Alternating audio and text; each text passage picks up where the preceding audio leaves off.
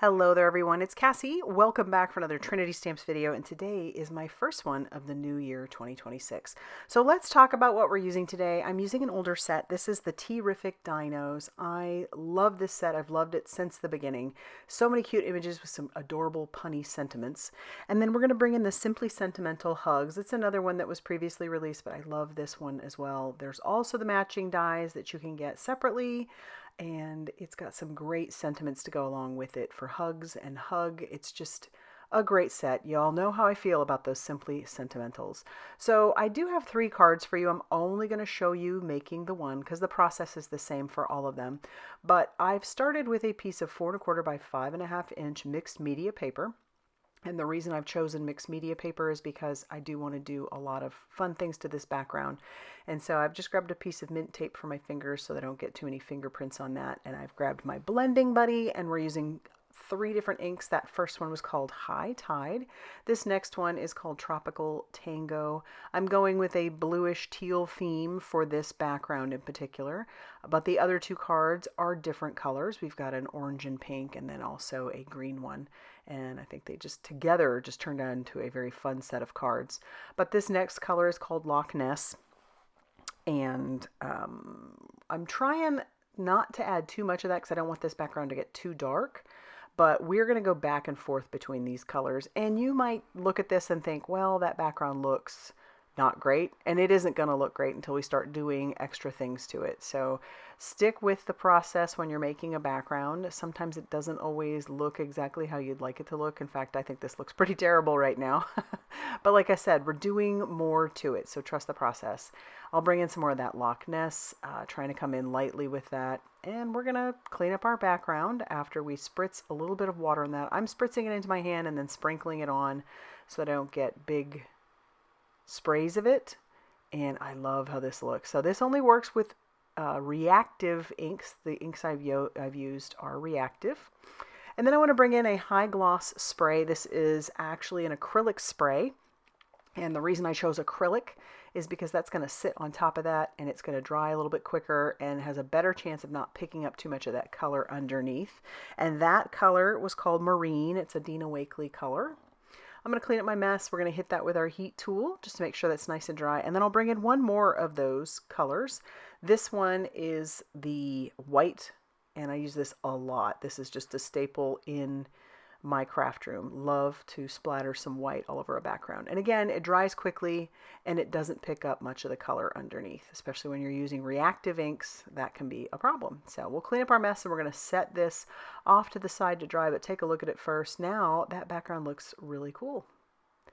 The next thing I want to do is stamp out my images. So I've put my piece of cardstock into my Mini Misty, and I'm going to go ahead and just stamp all 3 of the images I plan to use on the 3 different cards. But we're just going to use one of these images, but I'll go ahead and stamp them all out. I'm going to use some Simon Hurley Create Black Widow Stellar ink. It is Copic friendly, which is great. And the paper I'm stamping it down onto is Copic friendly as well, or alcohol marker friendly, because I'm actually going to be using some Olo markers. So I've stamped that down, and now we can bring in our colors. I'm only going to show you the coloring of the one image. So we're going to color this little guy. He's going to be the image on the main card that we're making together. And he's so stinking cute. I love all the images in this set, and I think the reason I like the set so much is because there are several different images. So you have lots of options, and like I said, some really cute puns are in this set. I don't have all of the Olo markers, so we're going to do our best to blend this out. I'll show you some tips and tricks and techniques to, if you have colors that are very different, like that is a YG 2.5 and a YG 8.7, so those are very far on that spectrum of colors. So I'm doing my best to blend those out, but you can also do a technique called tip to tip. So you use your lighter color, you grab a little bit of the darker color, and then you can go right to your paper, and that's helpful, especially when your color selection might be a little bit limited like mine is. My husband did give me the go-ahead to get more of the colors. However, you know, life happens. We move all the time, and that takes money too. So the markers have gone on the back burner. All right, so now I'm moving on to the balloons. It's been a hot minute since I have colored some balloons. So I'm trying to add an area where there would be a light, like, you know, your reflection on a balloon. And I don't know that I'm being super successful here, but I'm going to use a white gel pen to fix it the best I can. Because I'm using red violets, these have a tendency to saturate pretty quickly. You can tell if I turn this paper over, you'd see that that color is saturating underneath pretty well. In fact, a lot. And that means you're using a lot of color. You do need to be careful because if you oversaturate your paper, it's going to go beyond the lines. So I would say keep working on your piece as much as you need to, but if you need to see if you're oversaturating, just flip your paper over and you'll be able to tell, because you don't want to go and do that if you can help it. And I'm definitely getting close to the brink of that. So we're going to stop here pretty soon, and then I'm just going to go ahead and bring in that white gel pen. It is going to pick up some of that pink color underneath. That's okay, I don't mind, but I do want to add a little bit of that just to make it look like there is at least a little bit of that light reflection on there. And I'm going to put a little bit on our dinosaur also. Typically I don't do that with my animals, but his skin would probably be a little bit leathery and it would probably have a little bit of a reflection. So we're going to do that. All right, they're all colored up. So cute. Love how they turned out. Those T-Rexes have me giggling. And so now we're going to bring in our matching dies to go along with this set, and I'm going to just use a little bit of mint tape to tack that down. And then once I do that, we're going to run this through our die cutting machine, and you can see how cute those little images are. They have a nice white border around each one of them, and that works really well since we've got balloons and hearts, and this one is just such cute images. Okay, now I want to trim down my background. I'm trimming it down to 5.5 inches by 3.5 inches. So I'm going to keep that other chunk. I guess it's like 3/4 of an inch. We're going to keep that. We're going to use it on the inside of our card. But I went ahead and die cut out the word hugs using the matching die that goes along with our Simply Sentimental Hugs set. We're going to use a couple of different sentiments from that set. They just go so well together.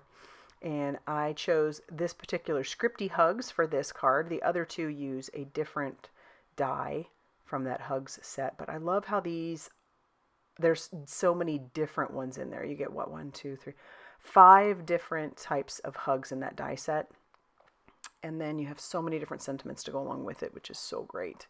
And so I've chosen these two. I love this set because, we live far away from all of our family and our friends. We move pretty frequently. As if you didn't know that, maybe you're new to me and you don't know that, but I do move around quite a lot. And so these types of cards are always a staple in my card collection. So long distance, and then hugs will be in the middle, from me to you. So now I'm going to trim this down using my guillotine trimmer. And then, we'll just line that up using that clear plastic piece for the guillotine trimmer. My guillotine trimmer is old and I have used it so much. It travels with me. I love this. I love this piece. So I actually thought about getting a new one the other day because I've dropped it. It still works, but I've used it for so long. I thought about getting another one, maybe in the future. All right, we're going to add some foam squares to the back of our dinosaur and the word hugs. And so I'm using these smaller white foam squares. And then there's also another set of foam squares. I've talked about this recently that I didn't know I needed until I needed it and found them. And it's the micro foam squares. And these are fabulous. So I just use my reverse tweezers to pull those off and push those down. These are great for those small areas so that you don't have to cut down some foam tape, because sometimes that can be a pain. And now we're going to adhere these down to the front of our card. I'll peel off that release paper. Our little dinosaur is going to go in the upper center.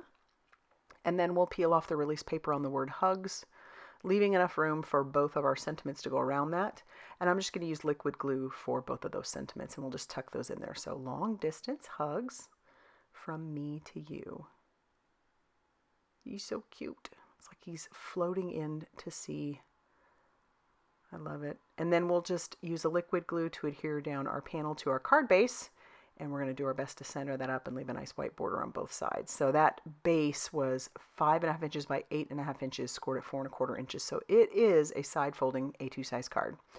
So using the extra strip, as you saw, I trimmed down one of those ends. We're going to cut this down so I can attach this to the inside of the card.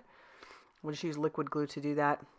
I'm going to put it in the upper portion of our card because I'm going to stamp our dinosaur on the inside, along with another sentiment. That sentiment's going to say, "You make my heart soar," which goes so perfectly with our cute little image. I'm going to ink him up using some pink ink, and we'll stamp him down on the inside of the card. So now the outside matches the inside. I can't stop there. I've got to add some embellishments. So I'm going to add two different kinds of embellishments. That first one is going to be some sparkle white hearts. I'm only putting a few of those on there. And the glue I'm using is white, but it will dry clear, so you won't see it once it's dried. And then I do bring in another set of embellishments. These are the clear Twinkle Rhinestones, and I go ham with these. I add them all over the place. They're so pretty, and I think there's about 3 or 4 sizes. I don't know exactly, but it seemed like there were more than 3. And so I just put those all over the background, and I love how this turned out. So this is the card we made, and let me show you the set here in a second because all 3 of them together are just darling. And it inspires me to want to make more. So there we've got our green background, and then we have our pink and orange one. Oh, I'm in love with this set. I may have to do more.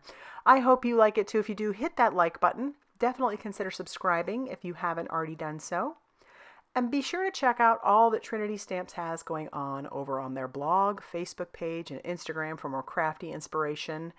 Thanks for stopping by, and we'll see you soon.